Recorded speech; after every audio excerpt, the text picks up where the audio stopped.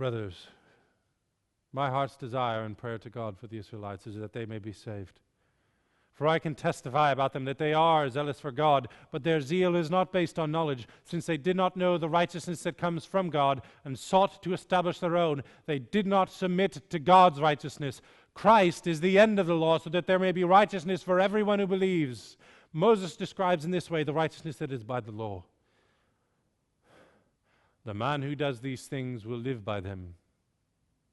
But the righteousness that is by faith says, do not say in your heart, who will ascend into heaven? That is, to bring Christ down. Or, who will descend into the deep?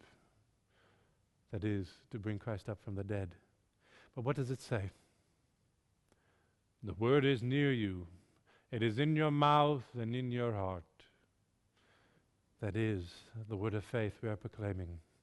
That if you confess with your mouth, Jesus is Lord, and believe in your heart that God raised him from the dead, you will be saved. For it is with your heart that you believe and are justified, and it is with your mouth that you confess and are saved. As the Scripture says, anyone who trusts in him will never be put to shame. For there is no difference between Jew and Gentile. The same Lord is Lord of all, and richly blesses all who call on him. For everyone who calls on the name of the Lord will be saved. How then can they call on the one in whom they have not believed in? Everyone who calls on the name of the Lord will be saved. How then can they call on the one whom they have not believed in? And how can they believe in the one whom they have not heard? And how can they hear without someone preaching to them? And how can they preach unless they are sent? As it is written, how beautiful are the feet of those who bring good news. But not all the Israelites accepted the good news. For Isaiah says, Lord, who has believed our message? And to whom has the arm of the Lord been revealed? Consequently, faith comes from hearing the message, and the message is heard through the word of Christ. But I ask, did they not hear? Of course they did.